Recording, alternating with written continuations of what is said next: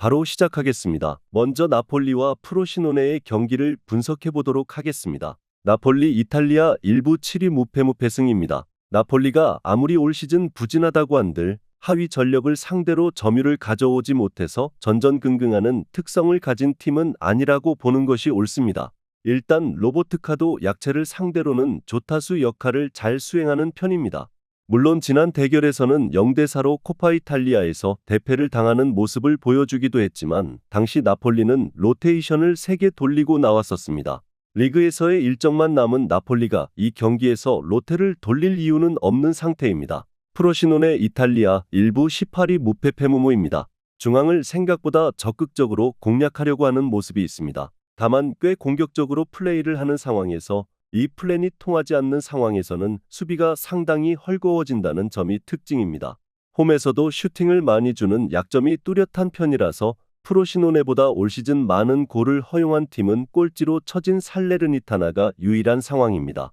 일단 나폴리가 하위 전력을 상대로 전전긍긍하면서 점유를 못 가져가는 모습은 아닙니다. 프로시노네가 중앙 싸움에서 밀리는 상황에서는 어쩔 수 없이 생기는 수비적인 이슈가 심각한 상황인데 나폴리가 코파 이탈리아처럼 로테이션을 돌릴 이유가 없어 일정상으로도 여유가 있습니다. 나폴리의 승리를 예상합니다.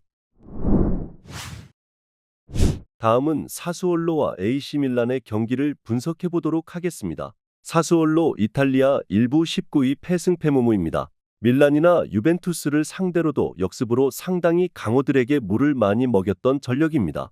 의적 기질을 가진 팀 중 하나인데 현재 상황에서는 밀란을 공략하는 것이 어려워 보입니다. 물론 밀란이 UEL 2차전을 앞두고 로테이션을 생각할 가능성이 있겠지만 그래도 사수올로가 늘 중원과 수비에서의 문제가 치명적인 상태고 베라르디가 없는 상황에서는 공격의 선봉장도 아주 마땅하지는 않습니다. 밀란 이탈리아 1부 2위 승승승승패입니다.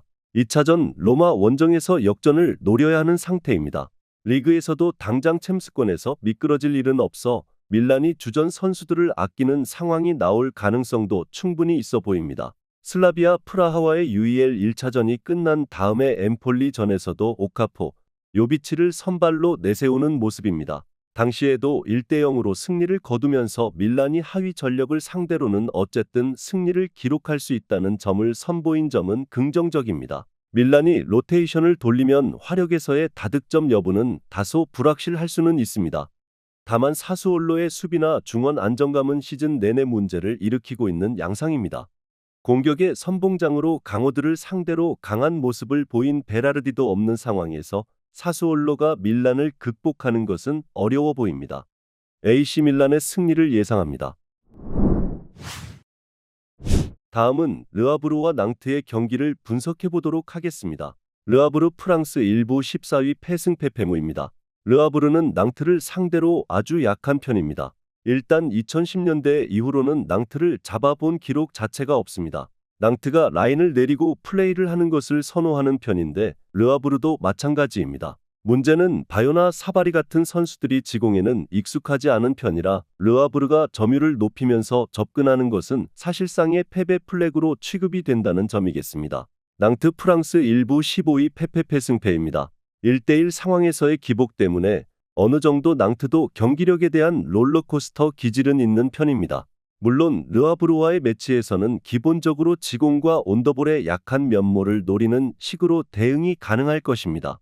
생각보다 박스 안에서 공을 잡으면 결정력을 발휘할 수 있는 선수들이 많은 편이라 낭트가 올라오는 상대를 만나서 박스 안으로 공을 투입할 수 있는 상황을 만들면 강점이 돋보일 수 있습니다.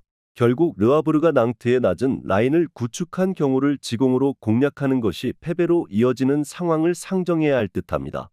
공격수들이 온더볼에 강한 편은 아니라고 봐야 하고 낭트 입장에서도 뒷공간을 노려서 결정력이 좋은 공격수들에게 공을 넘겨주면 어느 정도 성과를 기대할 수 있습니다. 낭트의 승리를 예상합니다. 다음은 클레르몽과 몽펠리에의 경기를 분석해 보도록 하겠습니다. 클레르몽 프랑스 1부 18위 패승 패무입니다. 클레르몽이 상당히 몽펠리에를 잘 상대하는 편이기는 했습니다. 일단 선수비, 후역습 성향으로 PSG도 나름대로 물을 먹이는 만큼 클레르몽이 버티는 상황에서 어느 정도 역량은 있음을 알 수 있을 것입니다. 다만 박스를 타격하는 능력에서는 리그 최하위 수준인데 몽펠리에가 최근 보여주는 기세 자체가 매우 심상치 않음을 감안할 필요가 있기는 합니다. 몽펠리에 프랑스 1부 13위 무승패 승승입니다. 몽펠리의 단점은 강한 중원에서의 저지력을 보여주는 팀을 상대로는 전진성이 꽤 잘 막힌다는 것입니다. 다만 최근 니스나 르아브르 같은 팀을 상대로도 승리를 기록하는 등 중앙에서의 힘이 뛰어난 팀을 상대로도 공격에서의 감을 잡은 듯한 모습을 보여주고 있습니다. 클레르몽과 비교하면 노르딘이나 타버니어가 보여주는 박스 타격 능력이 좋은 편이라는 점도 희망적인 편입니다. 결국 박스 타격 능력이라는 점에서 몽펠리에가 클레르몽보다 앞선다는 점을 무시하기는 어려울 것으로 볼 수 있을 듯합니다. 어느 정도 클레르몽이 비비는 상황에서는 이점을 보여준다고 하지만 몽펠리에가 이제는 니스 등 강한 중원에서의 저지력을 보여주는 팀을 공략하지 못하는 분위기는 아닙니다. 몽펠리에의 승리를 예상합니다. 마지막으로 다름슈타트와 프라이부르크의 경기를 분석해보도록 하겠습니다. 다름슈타트 독일 1부 18위 페페페무페입니다. 다름슈타트가 생각보다는 적극적으로 나서는 편입니다. 지난 마인츠전에서도 상대 진영에서 머무르는 패스의 양이 전력에 비해서는 많았던 모습이었습니다. 다만 정교함을 갖췄다고 하기는 어려워서 공격의 대부분은 롱볼 양상에 머무르는 것도 사실은 사실이고 중원에서의 견고함이나 체급도 대부분은 밀리는 모습입니다. 프라이부르크에게 주도권을 내주는 상황에서의 결과는 생각보다 참혹할 수도 있을 것입니다. 프라이부르크 독일 1부 9위 페페승승패입니다. 기본적으로 강약약강의 모습을 보이는 편입니다. 에이스인 그리포가 플레이메이킹을 하기 위해서는 후방에서 측면으로 공이 많이 공급되는 상황을 만들어야 하기 때문입니다. 프라이부르크가 강호들을 상대로 중앙 싸움에서 우위 전력이라고 하기는 어렵기 때문에 자신들이 페이스를 컨트롤할 수 있는 약체와의 매치에서 더 강하다고 볼 수 있는 것입니다. 일단 중앙을 잡아먹고 주도하는 상황에서는 매우 강한 모습을 보여줄 수 있는 것이 프라이부르크입니다.